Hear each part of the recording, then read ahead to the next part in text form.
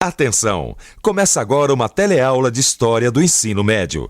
Você vai assistir a teleaula de número 78. Bons estudos!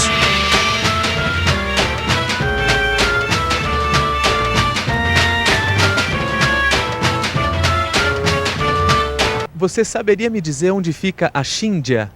Não. Parece alguma coisa sobre perto da China, não tem nada a ver. Pela tese das palavras, né? Pode ser que é a China, os chineses, né? E você, sabe onde fica a Xíndia?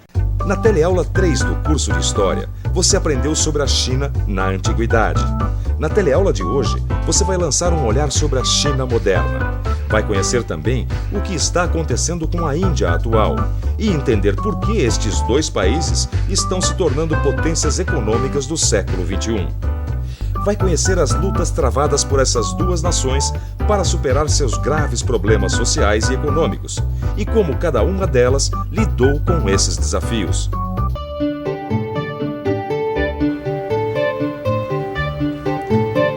Joana, que história é essa de Xíndia, hein?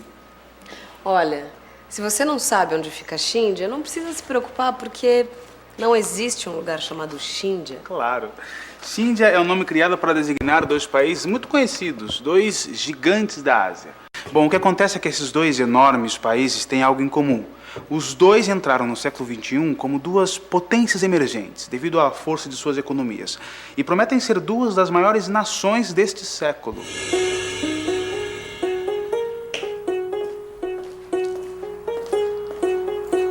Tia Rosita?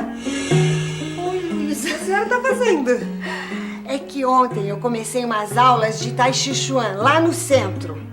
Que legal, tia. Tai Chi é uma arte chinesa, né? É uma arte marcial milenar. O instrutor disse que faz bem tanto para a mente quanto para o corpo. E serve até para concentrar. Eu sei, tia. Eu faço yoga há uns 2 anos. Eu adoro. Como o Tai Chi é uma arte muito antiga, só que da Índia. Esses dois países foram poderosos no passado. Depois, parte de seus territórios foi colocado sob o domínio de outros países. E agora, em pleno século XXI, eles estão voltando com força total. Tá por dentro do assunto, hein, tia? Tô mesmo. Eu tenho lido muito sobre a China e a Índia. Olha, são temas fascinantes, Luísa. Ô, tia, então a senhora vai me atualizar, porque eu também me interesso por esses temas, só que eu sei muito pouco sobre a Revolução Chinesa. Eu sei que teve a ver com Mao Tse-tung. Mao Tse-tung se tornou uma personalidade mundialmente conhecida no início do século passado, depois de liderar a Revolução Chinesa. Além de ser o líder da Revolução, ele foi alvo de uma conduta conhecida como culto à personalidade, que visava fortalecer o novo país surgido da Revolução em torno da sua liderança. No início do século XX, a China possuía um sistema rigidamente monárquico. Essa monarquia manchu, sediada na cidade proibida em Pequim, dominava completamente a nação, auxiliada pelos mandarins. Mas havia também muitos problemas sociais. A fome era grande nos campos e os pobres avançavam para as cidades, formando hordas de mendigos. Muitos movimentos internos e externos passaram a minar a autoridade do governo. Assim, dividida desde dentro e atacada por nações estrangeiras que queriam explorar suas riquezas, o regime manchu chegou ao seu final.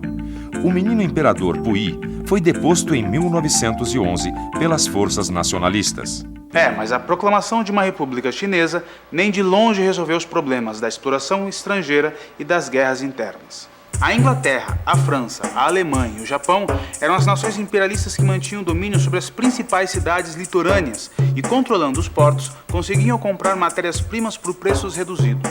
Assim, intelectuais e estudantes passaram a pesquisar alternativas para unificar aquele imenso país e libertá-lo da miséria. Foi aí então que entrou o Mao. Sim, mas foi um processo demorado. Não aconteceu assim de uma hora para outra. Foi a maior guerra civil do século XX. Durou 22 anos, até que em 1949 foi fundada a República Popular da China. Nossa, foi um período duro, hein? Se já era um país com problemas de fome, imagina atravessar uma época assim com uma guerra civil tão longa. Luísa, Morreram mais de 50 milhões de chineses até que os comunistas vencessem. Tudo bem, as forças de Mao Tse-tung venceram e ele ficou anos no poder. Isso eu sei. O que eu não entendo direito, tia, é essa coisa da China atual, que a gente estava falando das potências emergentes. Hoje em dia, eles são capitalistas ou comunistas? Sabe que essa é uma boa pergunta? Muitos se perguntam se a China é capitalista ou comunista. Eu diria que não é uma coisa nem outra. O sistema capitalista ele é um sistema em que o mercado e o capital são predominantes. Eles é que comandam tudo. O Estado, nesse caso, é apenas um ator coadjuvante. Na China não é bem isso que ocorre. Na China você tem elementos capitalistas funcionando na China, você tem empresas capitalistas, inclusive empresas estrangeiras, mas o papel do Estado é que é determinante. O Estado é que orienta para onde vai o capital, é que orienta quais são as linhas gerais de desenvolvimento do país e que, mais do que tudo, realiza um processo de redistribuição de renda que você não encontra em nenhum outro país do mundo. Vamos pensar um pouco. O capitalismo na China é um fenômeno comparável à queda do Muro de Berlim e com números impressionantes. 1/5 da humanidade entrou na economia de mercado e na economia mundial. Xangai entrou no século XXI como uma das mais importantes cidades da China atual e também como a cidade de maior crescimento no mundo. Quando o presidente Deng Xiaoping chegou ao poder tomando o lugar de Mao Tse-tung na direção da China, levou o lema "Enriquecer é uma glória". Sua ideia era revitalizar o comunismo chinês com doses limitadas de capitalismo, com a intenção de melhorar o nível de vida da população e impulsionar a China como potência mundial. O remédio provou ser mais forte que o previsto. A China se transformou na fábrica do mundo. Isso porque a China, com sua grande população, acabou por se tornar a grande plataforma manufatureira do século XX e início do século XXI. Mas o que faz uma nação deslanchar assim, em tão pouco tempo? É claro que o investimento maciço em infraestrutura, portos, rodovias, ferrovias, telecomunicações, eletricidade, água. Mas acho que o principal foi o investimento humano no pessoal qualificado. Em outras palavras, esse grande progresso não teria acontecido se não fosse um investimento na educação. É, tia, sem educação é difícil ir pra frente nessa vida. Mas e na Índia? Será que teve alguma coisa parecida? Teve uma revolução assim também como na China? Na Índia, aconteceu um processo intenso também. Assim como na China, houve muita luta. Mas, ao fim, o movimento pacifista liderado por Mahatma Gandhi foi ganhando força e acabou levando a Índia à sua independência. Embora Mahatma Gandhi não tenha tido nenhum partido criando culto à sua pessoa, como foi o caso de Mao, ele acabou se tornando uma das personalidades mais conhecidas da história recente. Isso porque ele conseguiu levar seu país à independência, graças a uma revolução diferente das revoluções normais, com suas violências. Ele foi o líder de uma revolução pacífica, mas para compreender como ele chegou a isso, é preciso entender um pouco a cultura e a religiosidade indiana.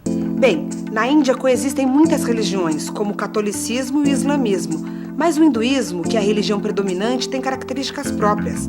A essência da religiosidade indiana é o desejo de se conectar ao divino, que tem expressão em todas as artes visuais, na dança, na música.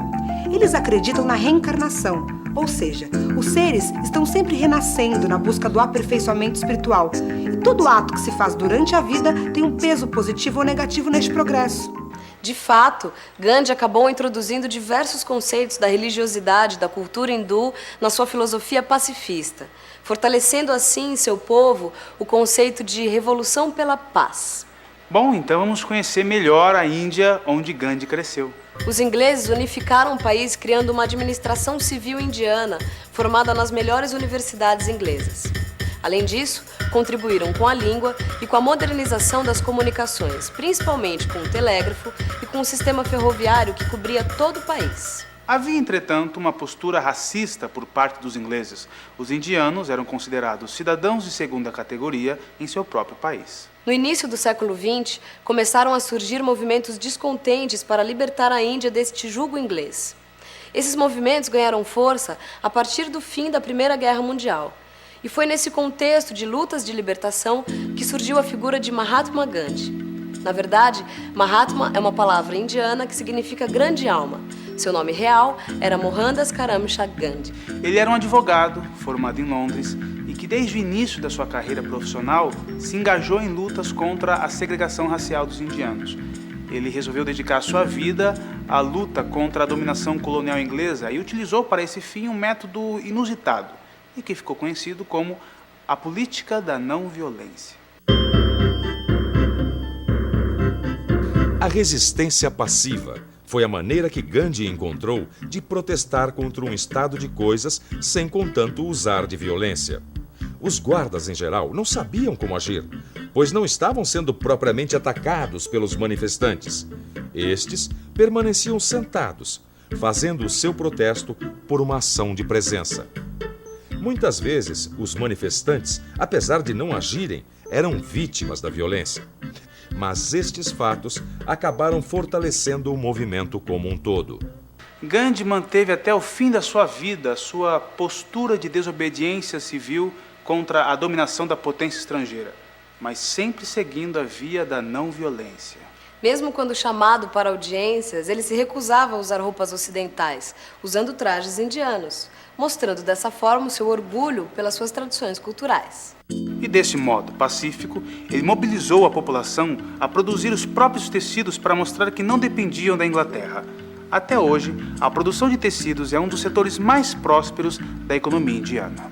Mas e depois? E esse progresso todo da economia da Índia atual, como será que aconteceu? Bem, o que eu sei é que a educação teve um papel importante nessa história. De fato, o modo de vida dos indianos valoriza muito o conhecimento. Mesmo entre os mais pobres, a maioria dos indianos fala mais de uma língua e tem escolaridade. Há na religiosidade hindu um tema que se reflete até mesmo na sua cultura material: sair da escuridão da ignorância e atingir a luz do conhecimento. Tia, o papo tá muito bom, mas eu preciso ir. Amanhã eu volto. Tá bem, querida. Até. Tchau, tia. Tchau, linda.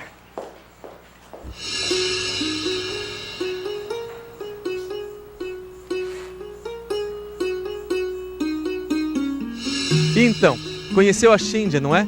Mas será que você está preparado para responder a principal pergunta da nossa teleaula?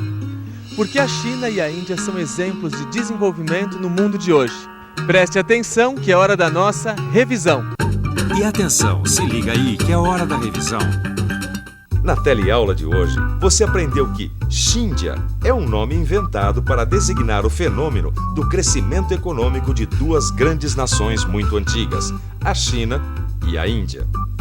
Viu que as duas estão entrando no século XXI como as duas maiores potências emergentes depois de enfrentarem numerosos desafios como ocupação estrangeira, pobreza, revoluções e guerras civis.